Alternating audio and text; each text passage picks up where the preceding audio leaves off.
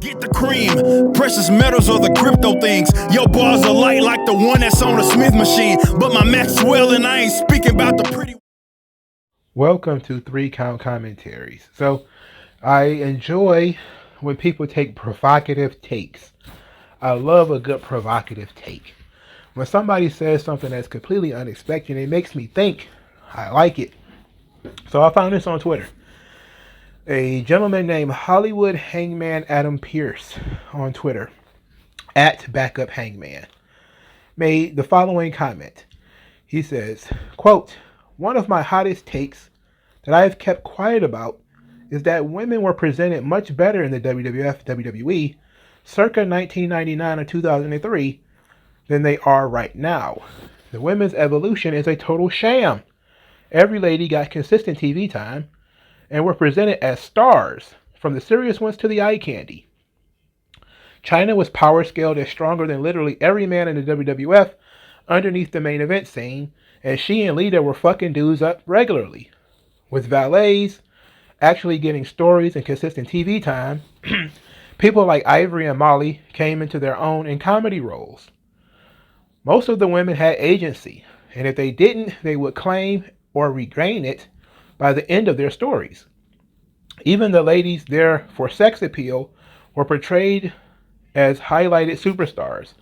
Tori Wilson and Dawn Marie had an absolutely preposterous storyline, but legitimately got a lot more dedicated build than Sasha Banks and Bianca Belair at WrestleMania.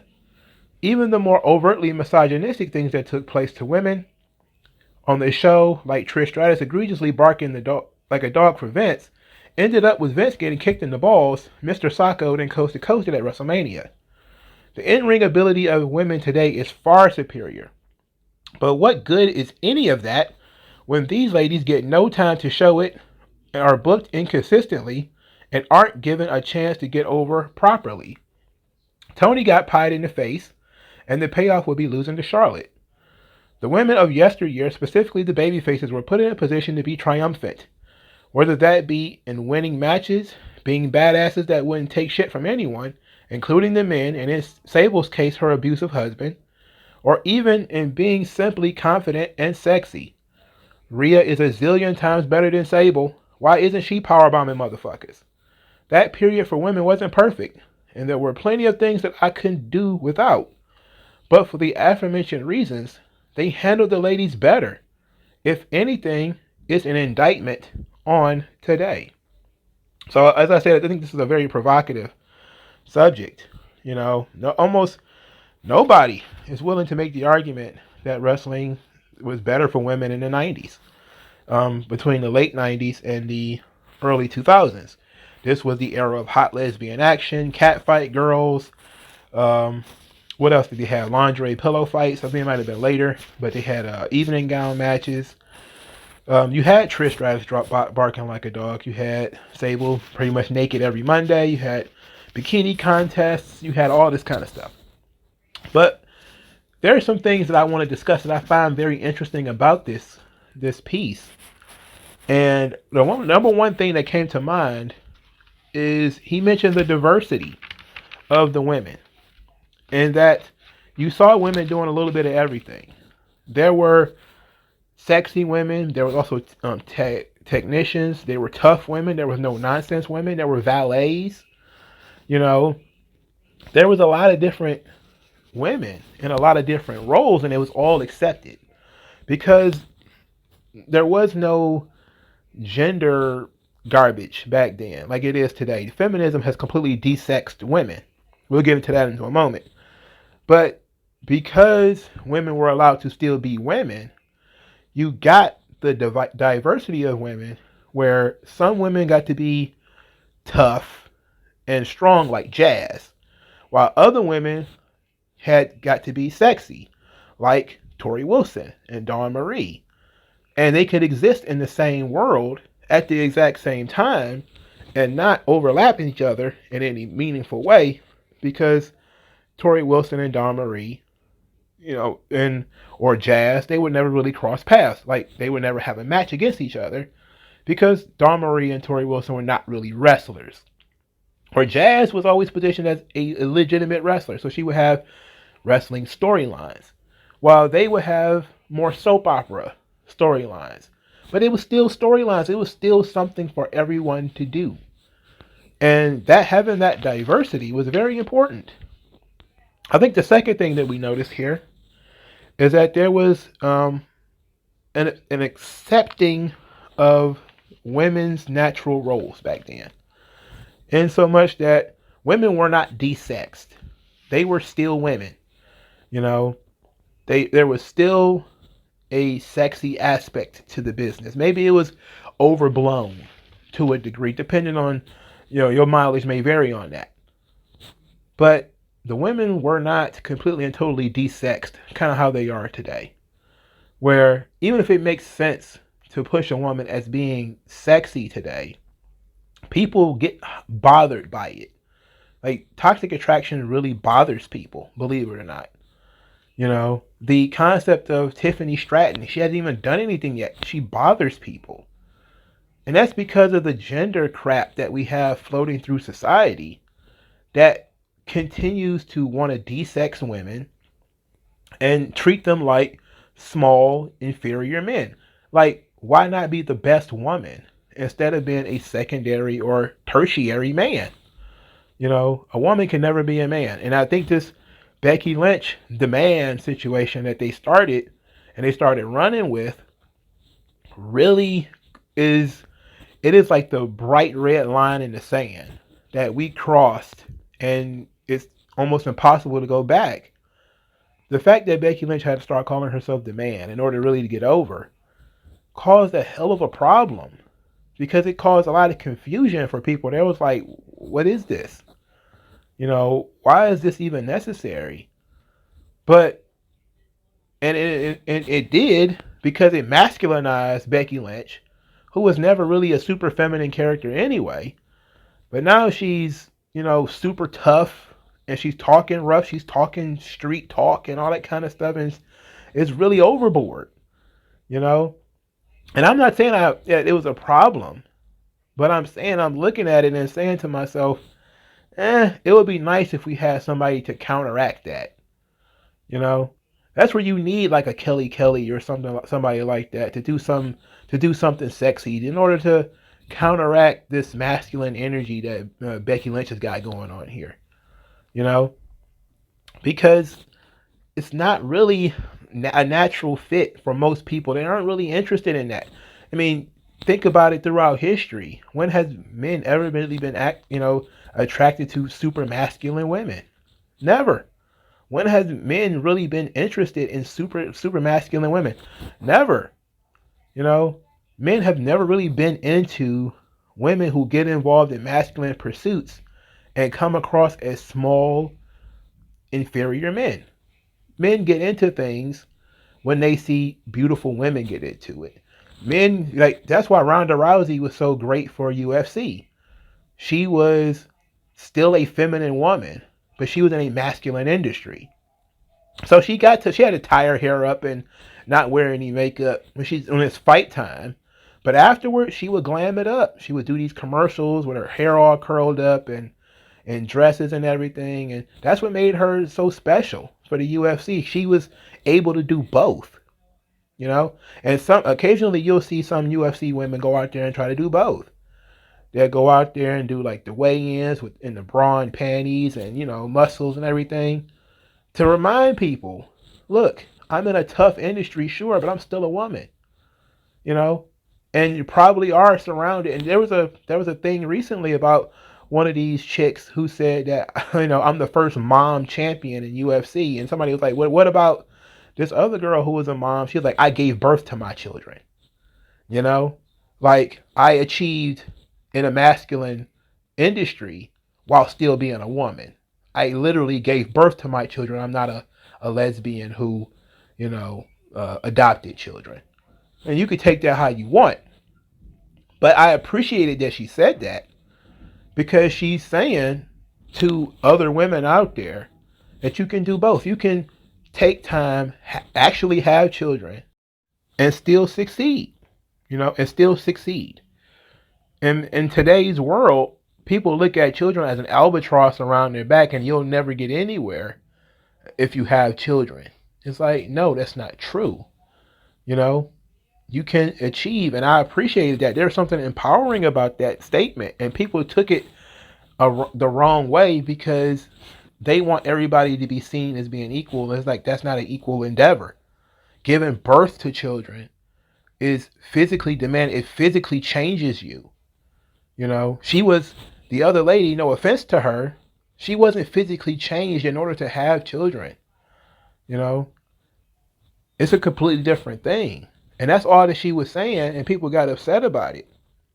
But when you look at, you know, the women today, and especially in the wrestling space, they are being, the sexuality is being downplayed. They want to be treated, quote unquote, just like the men. When women aren't men, you shouldn't want to be like a man, you know. And we see this all the time in pop culture, where we see, you know, I think the Black Widow movie, where they said that, you know, they changed the Black Widow's character, where she's supposed to be a seductress. You know, like part of the Black Widow's game is she plays mental games with guys.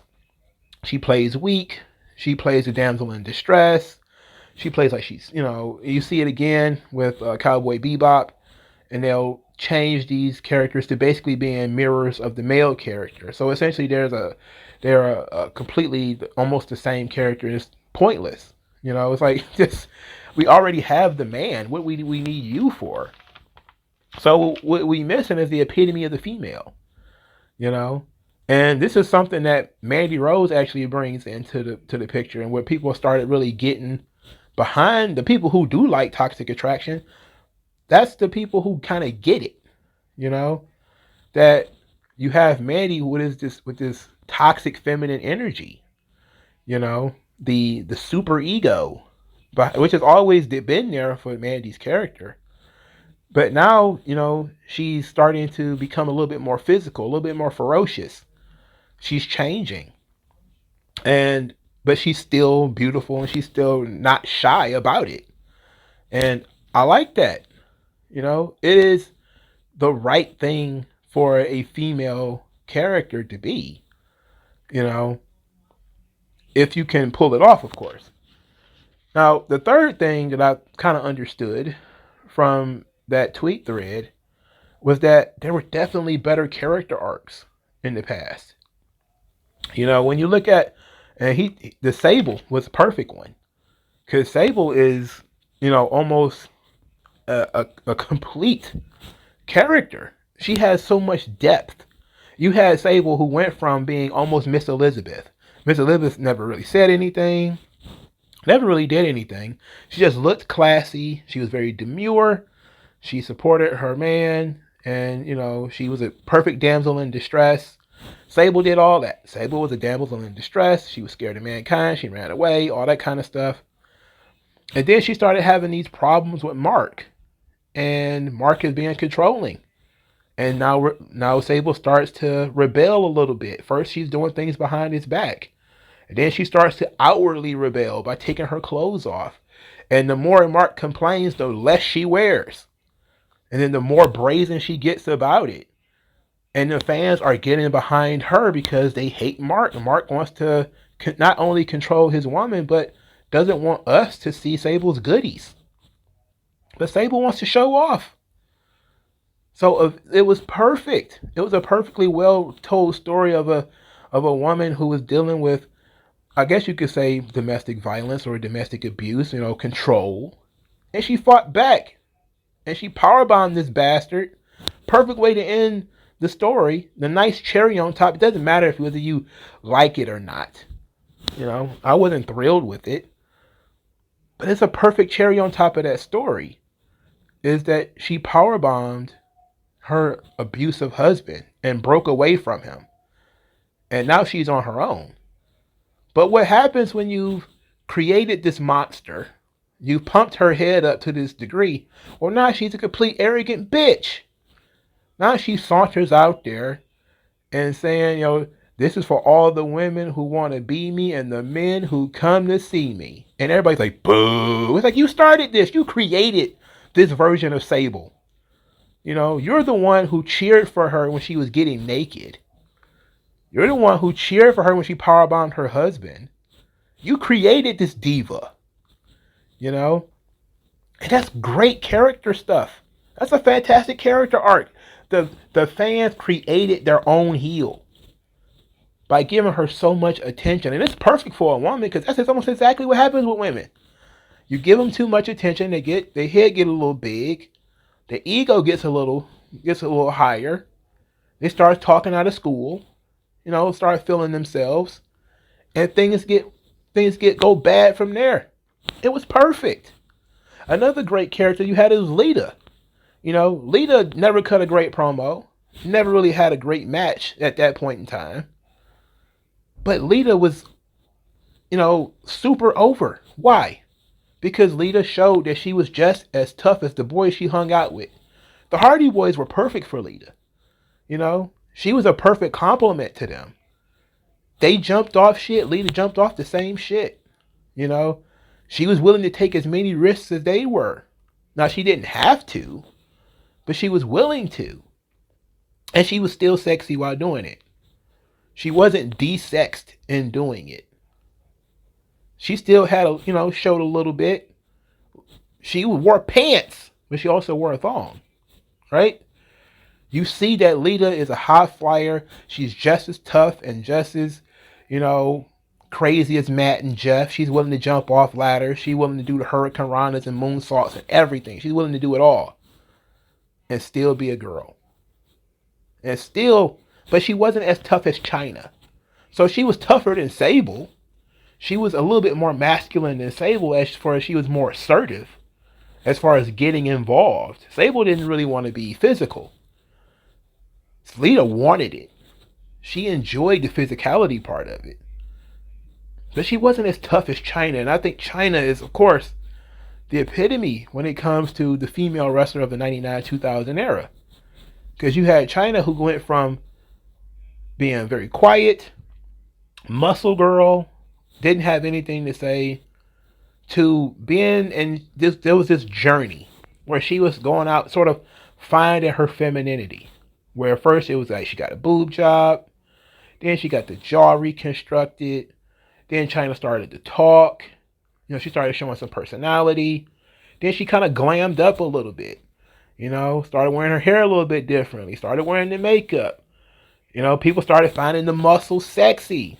So now you look at the character arc of Chyna from when she first started as this quiet, almost ogreish female, and through the help of surgery and some other things, she became like Mamacita, where she's charismatic and strong, and she can wrestle guys. She went from, manhandling small women to giving smaller guys a tough time, to hanging in there with the main event guys, toe-to-toe with Steve Austin and The Rock and Triple H and all those guys, laying them out.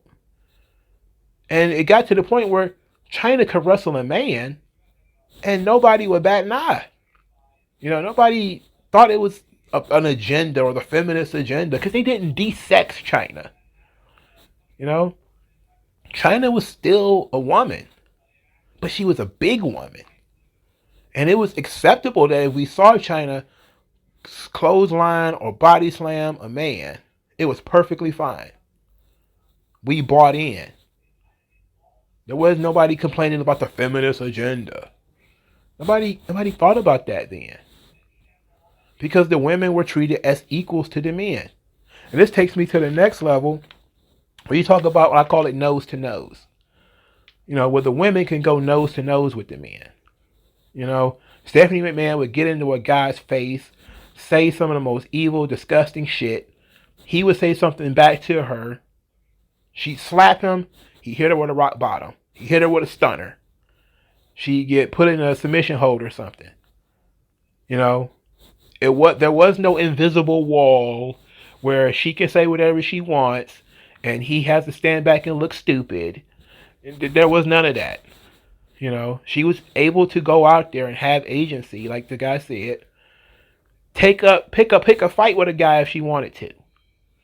Girls did it all the time in the Attitude Era. They would, Lita would interfere in a match. Be the babyface and interfere with the match. Because that's what they had choices to make. They wanted to do their own thing. And they took comeuppance too.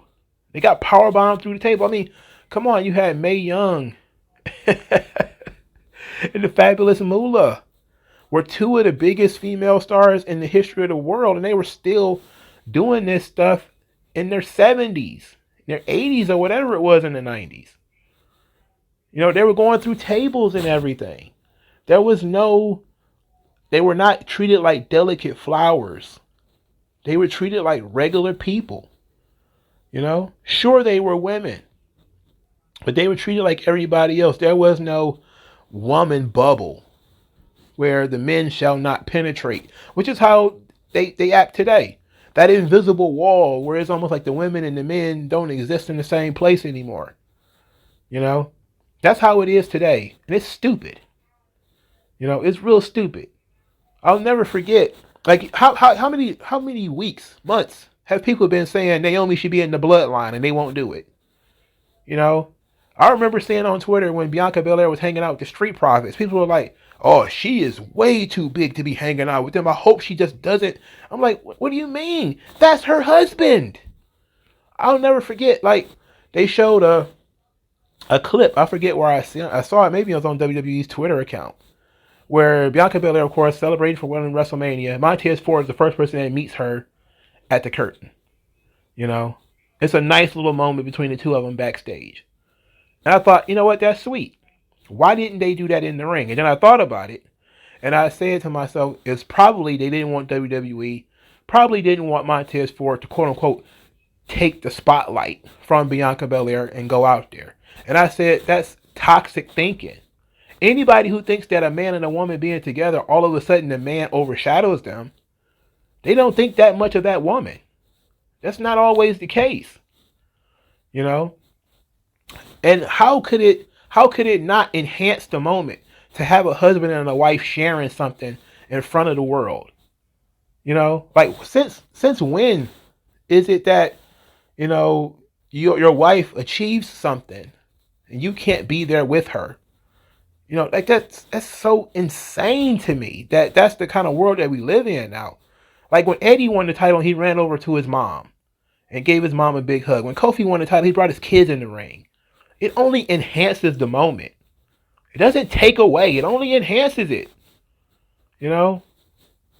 But you have these people out here who want that invisible wall between men and women where husbands and wives have to pretend that the other people don't exist. Like, how strange is it that you got Uso, I swear I keep forgetting which one Naomi is married to, who keeps letting his wife get beat up every week?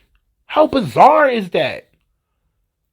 Like, how bizarre is that? That he does nothing while his wife gets beat up every week. Does that sound like engaging television? Does that sound like anything anybody else's would allow their wife to go through? No.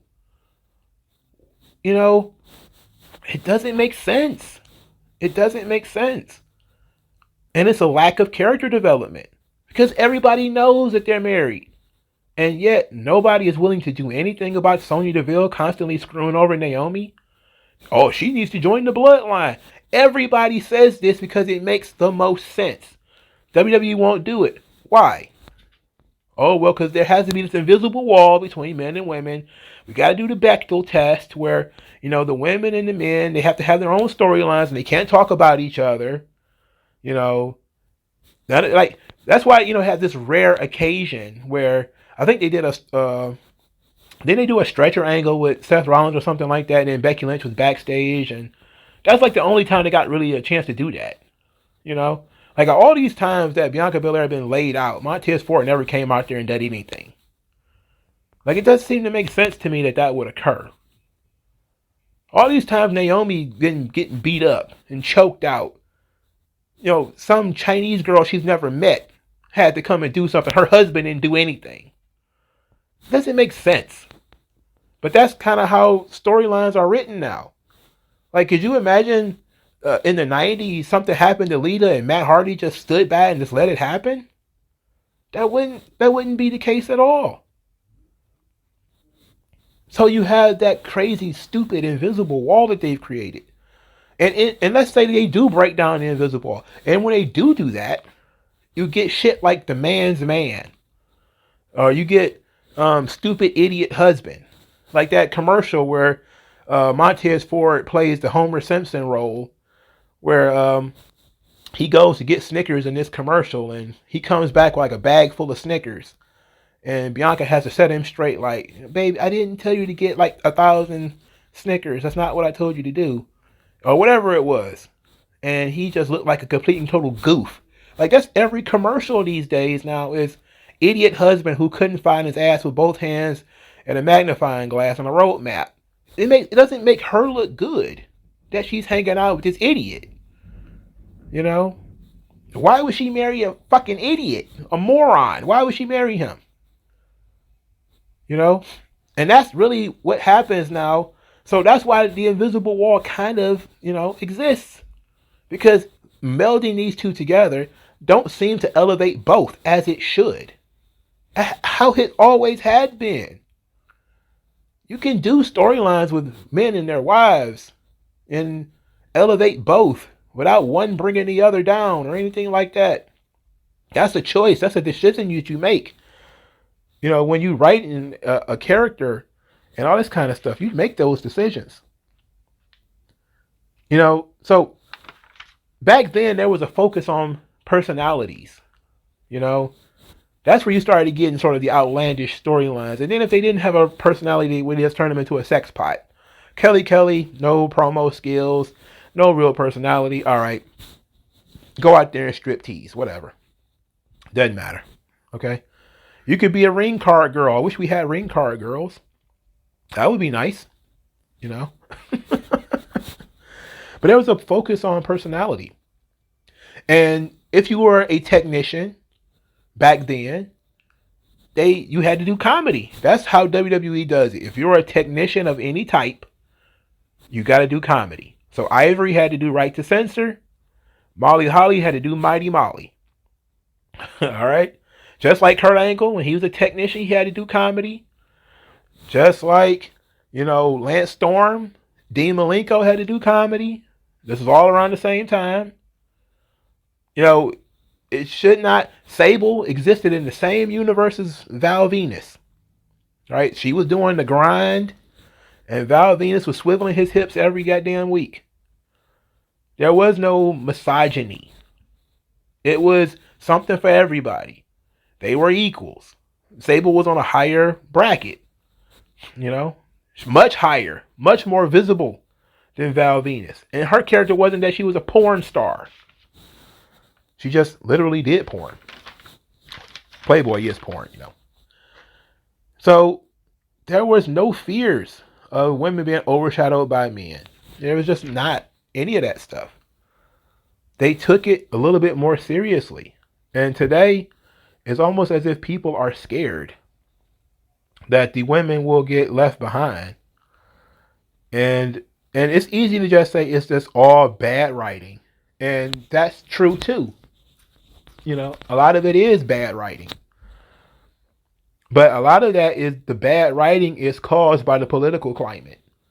You can't have women say certain things. You can't have women do certain things.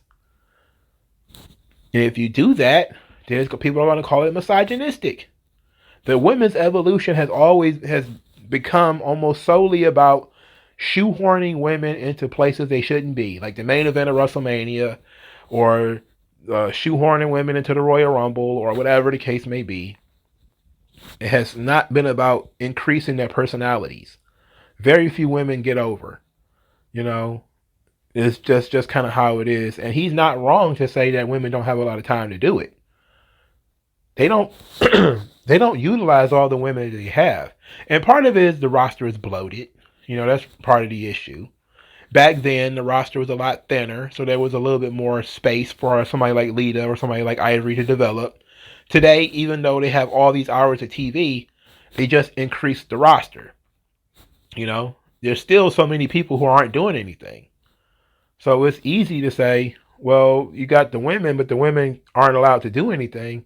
It's like, yeah, but you have so many guys who aren't doing anything either. So it's a difficult situation.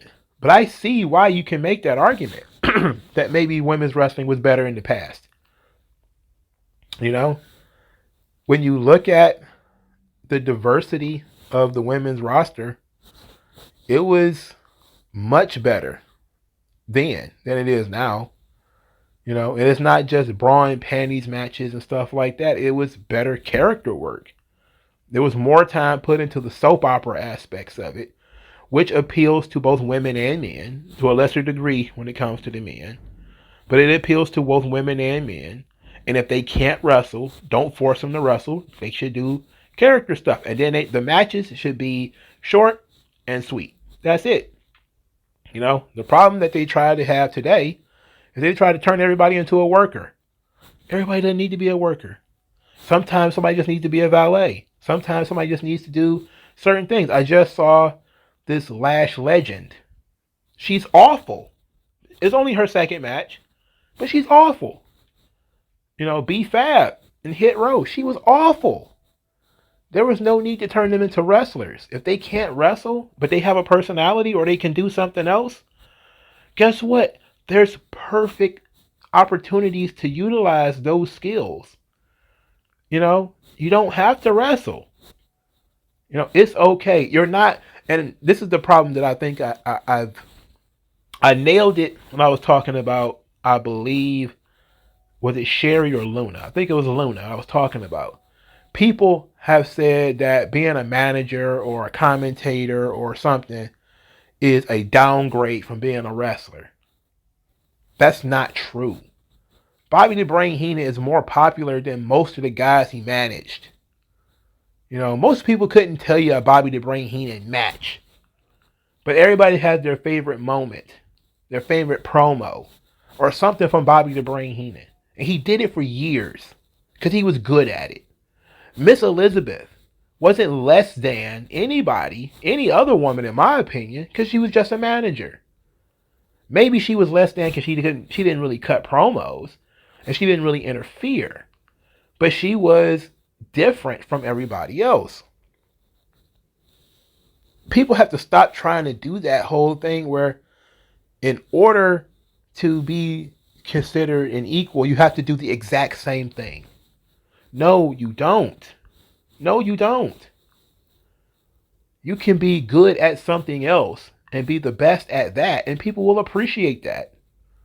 So no, I don't think all the women should be wrestling. Some of them should just be managers. Some of them should just be valets. You know, some can do both.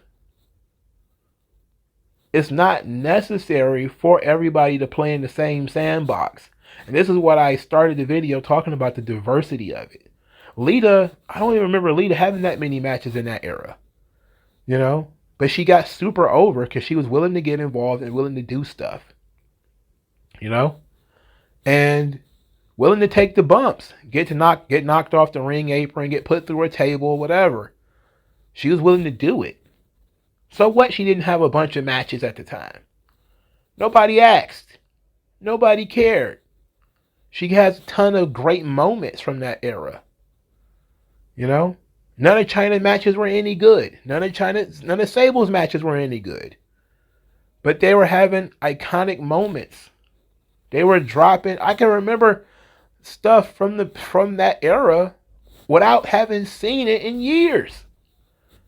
This, you know, there's sometimes when you see somebody like Charlotte, you see her every single week. And she says the same thing. She does the same thing. And she stands out because she's Charlotte. But if she wasn't Charlotte, would she really stand out? Would she really be able to stand out and stand next to a Sable or a Lita or a Trish Stratus? No. Sable was far more over and likely made the WWF far more money than Becky Lynch ever will. And probably did not get paid nearly as much as Becky Lynch is being paid. Sure, Becky Lynch is a good wrestler. She's a much better wrestler than Sable. But Sable's personality, you know, her charisma, and the character arc that was created for her was tremendous. And if she didn't hate the business so much, she probably could go out there and steal the shit today. You know? That's just how it is. And that's how people are going to remember it. Sure, we love that Bailey is a workhorse and she can go out there and do all the cool moves and she got good psychology and everything. But what we need is character development.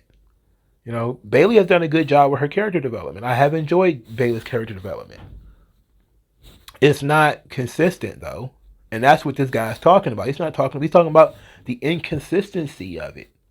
And part of that is just the way that the shows are being written nowadays. They suck. But let me know what you think in the comment section below. I don't 100% agree with this thing. I don't think that the women's evolution is a sham. I think that the goals were misplaced. And they started putting way too much focus on women being in the ring instead of, focusing on personalities and building those up. But let me know what you think in the comment section below. Like, share, subscribe, donate to the channel if you can. Thank you guys. I'll talk to you guys later.